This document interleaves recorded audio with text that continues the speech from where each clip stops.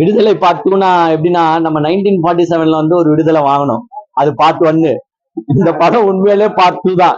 ஏன்னா இன்னுமே வந்து நம்ம என்னதான் சுதந்திரமே வாங்கிட்டாலும் இன்னுமே பல பிரச்சனைகள் இந்த நாட்டுல போயிட்டு தான் இருக்கு. எல்லாருமே சந்தோஷமா இருக்கிறோம்னா இல்ல. ஒரு சாரார் வந்து எப்பவுமே அடிமைப்பட்டு தான் இருக்கிறாங்க இன்னுமே இந்த சொசைட்டில அப்படின்றத வந்து விடுதலை 2 கூட எடுத்துக்கலாம். அந்த விடுதலை பார்ட் 2 தான் இந்த கதையை ஒட்டி வருது. விஜய் சேதுபதியுடைய வாழ்க்கை. நம்ம விடுதலை பார்ட் 1 என்ன பார்த்தோம்னா, சூரி வந்து போய் விஜய் சேதுபதியை கேட்ச் பண்ற ஸ்டோரியா தான் பார்த்திருப்போம்.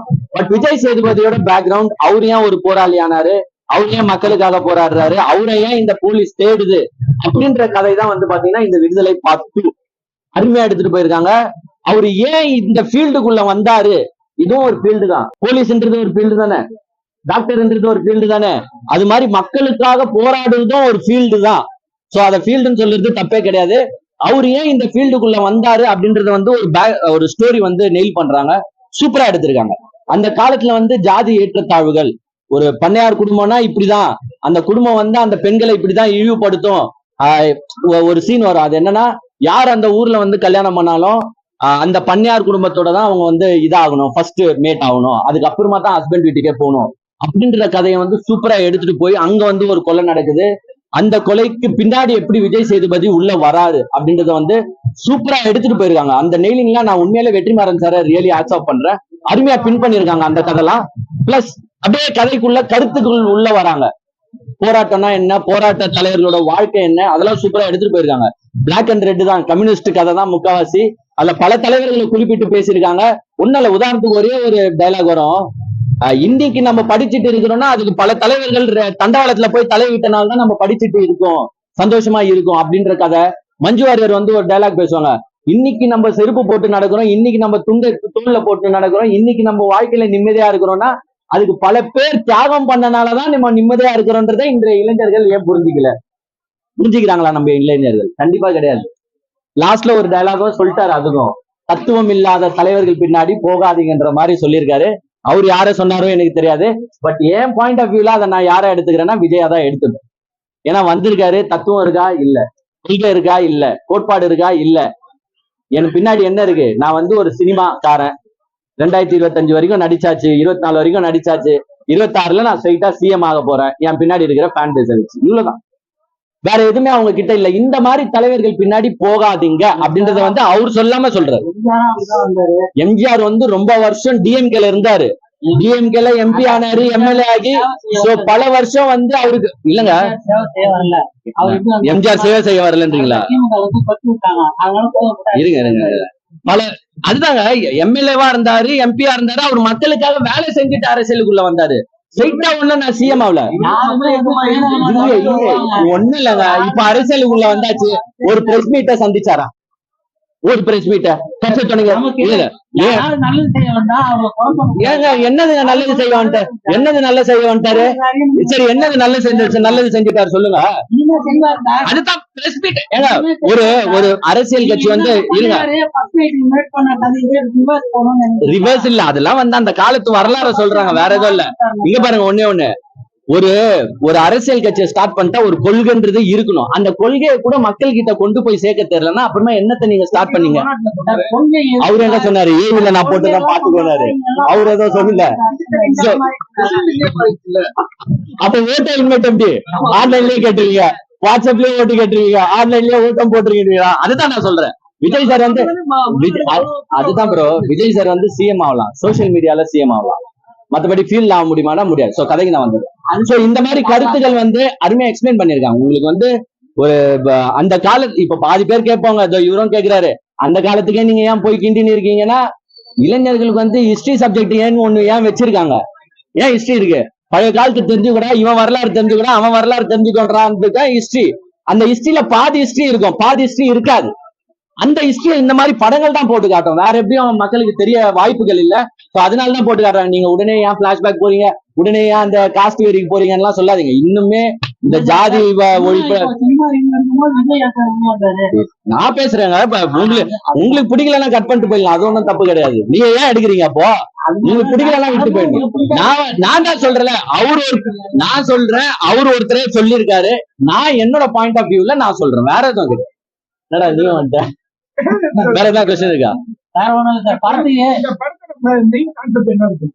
மெயின் கான்செப்ட் தான் உங்களுக்கு ஃபர்ஸ்ட் ஹாஃப்ல என்ன விடுதலை பார்ட் 1ல என்ன விஜய் சேதுபதியை பிடிச்சிட்டாங்க. விஜய் சேதுபதி யாருன்னு நம்ம அங்க எக்ஸ்பிளைன் பண்ணாங்களா? பண்ணல. சோ விஜய் சேதுபதி யாருன்றதை இங்க எக்ஸ்பிளைன் பண்ணிருக்காங்க. அவர் ஏன் இந்த போராட்ட குழுக்குள்ள வந்தாரு, அவருக்கு என்ன பிரச்சனை வந்துச்சு, அதெல்லாம் வந்து டீடைல் பண்ணிருக்காங்க. நல்லா இருக்கு. உங்களுக்கு அதுதான் சொல்றல, சில கருத்து சொல்ற படங்களை சிலரால ஏத்துக்க முடியாது, சிலருக்கு பிடிக்காது. கருத்து சொல்ற படங்கள் இன்றைய காலத்து இளைஞர்களுக்கும் வந்து வரலாறும் கொஞ்சம் தெரியணும் அப்படின்னு நினைக்கிற டிரெக்டர் சில பேர் தான். எல்லாருமே இந்த மாதிரி எடுக்க மாட்டாங்க. அந்த மாதிரி டிரெக்டர்ஸை நம்ம அப்ரிஷியேட் பண்ணணும். நீங்க ஏன் போய் அதை எடுக்கிறீங்க, நீங்க ஏன் போய் அதை ஞாபகப்படுத்துறீங்க அப்படிலாம் கேட்க கூடாது.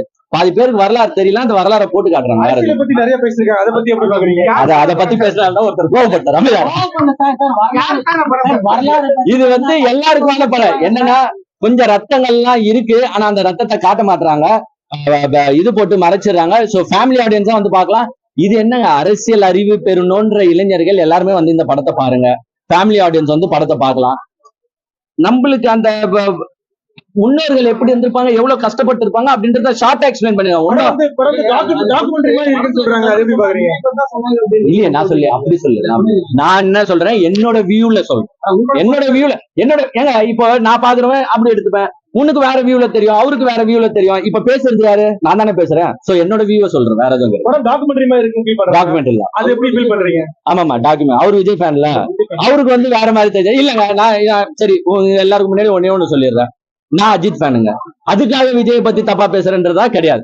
நான் அஜித் ஃபேனு, ஒண்ணுமே இல்ல. ஒரு எக்ஸாம்பிளுக்கு சொல்றேன், விஜய வந்து எப்படி கூப்பிடணும்னு அவங்க பொதுச் செயலாளர் சொன்னாரு. அது ஓகே. பொதுச் செயலாளர் என்ன சொன்னாரு, விஜய் எப்படி விஜய் என்ன தெரியுமா சொன்னாரு, தளபதி பெயர் கொண்ட தலைவர். எப்படி கூப்பிடணும் விஜய? ஏன் விஜயன் கூப்பிட கூடாதா? தளபதி பெயர் கொண்ட ஏன்னா அவரை நீ கூப்பிட கூடாது, பேர் சொல்லிடலாம். ஏன்னா அவர் பெரிய ஆளு. அப்ப அவர் தலைவரா? மக்கள் தலைவரா? மக்கள் தலைவரா கிடையாதுல்ல. அதே இருங்க ஒரு நிமிஷம், நீங்க விஜய் ஒரு பொதுச் செயலாளர், ஒரு நிமிஷம், ஒரு பொதுச் செயலாளர் அப்படி சொன்னாரு, விஜய் அப்செக்ட் பண்ணிருக்கணும்ல. கண்டிப்பா ஒரு அறிவிப்பாச்சு குத்து. ஏன் புஷி ஆனந்த் அப்படி சொல்றீங்க? என் பேரு விஜய், விஜய்னு கூப்பிட்டோம் அப்படின்னு பொதுச் செயலாளருக்கு ஒரு லெட்டராச்சு குடுக்கல. அப்ப விஜய் அப்ரிசியேட் பண்றாரு. அத என்ன வந்து நீ விஜய்னு சொல்லக்கூடாது, என்ன விஜய்னு சொல்லக்கூடாது, தளபதி பெயர் கொண்ட தலைவர் தான் சொல்லணும்ட்டு. இது அஜித் என்ன சொல்லியிருக்காரு, கடவுளே அஜித்னு ஊர் உலகம் ஃபுல்லா ட்ரெண்ட் ஆகுது. அஜித் என்ன சொன்னாரு, கடவுளேன்னு என்ன யாரும் சொல்லக்கூடாது, என்ன மன வருத்தப்பட வைக்காதீங்க, எனக்கு அப்பா அம்மா பேர் வச்சது அஜித் குமார், ஒன்னு அஜித்னு கூப்பிடு, இல்ல அஜித் குமார்னு கூப்பிடு, இல்ல ஏகேன்னு கூப்பிடு, என்ன பட்ட பேர் வச்சு அழைக்க கூடாதுன்னு சொல்லவரு அஜித் சார். இப்ப சொல்லுங்க, அஜித் தலைவரா விஜய் தலைவரா? தலைவர் பேரே சொல்லக்கூடாதுன்றீங்க. அப்புறமா எப்படிங்க இப்போ முதலமைச்சரை வந்து முதலமைச்சரை ஸ்டாலின் சொல்லக்கூடாது அப்படின்னா நீங்க எல்லாம் ஏத்துப்பீங்களா? அப்ப விஜய் வந்து விஜய்னு சொல்லக்கூடாது, தளபதி பேர் கொண்ட தலைவர் தான். இது சொல்றதுக்கு எவ்வளவு லென்த்தா போகுது. நீங்க சொல்லலாம், என்னன்னு சொல்ல சொன்னாரு நீ விஜய்னு சொன்னாதான் தளபதி பெயர் கொண்ட தலைவர் எங்க போகுது பேரு. இதே டீடைல் டான்சர் மாதிரி போயிடுது. ஓகே, ரொம்ப என்டர்டெயின் ஆனீங்க, சந்தோஷம். இது முழுக்க அவர் வந்து படம் எப்படி இருக்கு? நீங்க எல்லாரும் மைக் வைக்கிறீங்க, அதுக்கப்புறம் மைக்க வச்சா எந்த சேனல்லையும் வர மாட்டேங்குது, எந்த சேனல்லையும் போட மாட்டீங்க.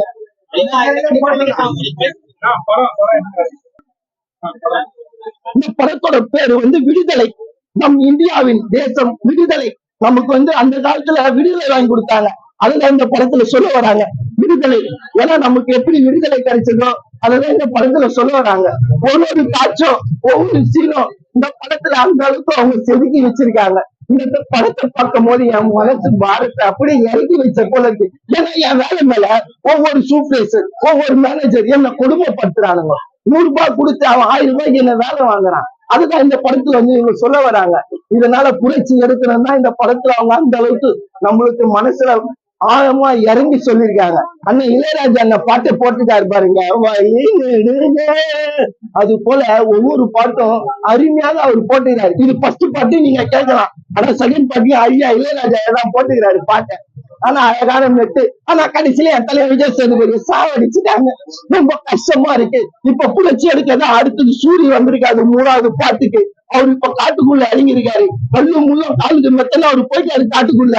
இப்போ இது போல படத்தை நீங்க எல்லாருமே வந்து பாருங்க. அருமையான படம் இருக்கு. இது போல படத்தை நீங்க மிஸ் பண்ணாதீங்க. சில படத்துல வந்து படத்தான கதையை வந்து கரெக்டா அவங்க சொல்லிருக்காங்க. இது போல நீங்க புஷ்பால ஏதாவது ஒரு வீடியோ கேட்டீங்களா? இன்னும் நீங்க கேட்கல. ஆனா இது போல ஒரு நல்ல படத்தை மட்டும் குறையும் நீங்க கண்டுபிடிக்கிறீங்க. படத்தை படமா பாருங்க. நீங்க அதுக்கான மெசேஜ வந்து அருமையா அவங்க சொல்லியிருக்காங்க. இதனால படம் சூப்பரா இருக்கு. கங்குவா நல்ல படம் சொன்னீங்க. நல்ல படத்துல கங்குவா அது ஒரு மொக்க படம் நீங்க எப்படி சொல்லலாம்? அது ஒரு நல்ல படம். இப்ப எல்லாம் ஓடிடில பார்த்தது இந்த படத்தையே நான் மிஸ் பண்ண வருத்தப்படுறாங்க. என்ன பிடிச்சிருக்கு கங்குவால? ஸ்டார்டிங் ஒரு 10 நிமிஷம் தான் பிடிக்கல. ஆனா இப்ப நம்ம வந்து லீடு நம்ம இது வெற்றிமாறன் ஐயாவோட வந்திருக்க படம். இந்த படத்தோட கதையை மட்டும் கேளுங்க. அந்த கதைக்கு அப்புறமா போங்க. ஏன்னா நீங்க இப்ப ரிவ்யூ இதான் நீங்க போட போறீங்க. சரிங்களா? இதை நீங்க கட் பண்ணி போட்டுருவீங்க. நான் பேசுறது வேஸ்டா போயிடும். படத்துல படம் ஃபுல்லா உக்காந்தோமா படம்னு பார்த்தோமா 3 hour தேய்ச்சோமா வந்துனே இருந்தோம் தல. மஞ்சு மாரி அவங்க அருமையான ஆக்டிங் பண்ணிருக்காங்க. ஆனா அவங்களுக்கு இதுல ஸ்கிரீன் பிளே ரொம்ப கம்மியா தான் கொடுத்திருக்காங்க.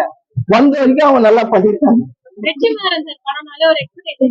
கண்டிப்பா இருக்கு இந்த படத்துல. இந்த நாள் தான் நான் வந்திருக்கேன். வந்து பார்த்ததுனால இப்ப எனக்கு ஒரு புரட்சி. அதுதான் கருப்பு வண்ணம்.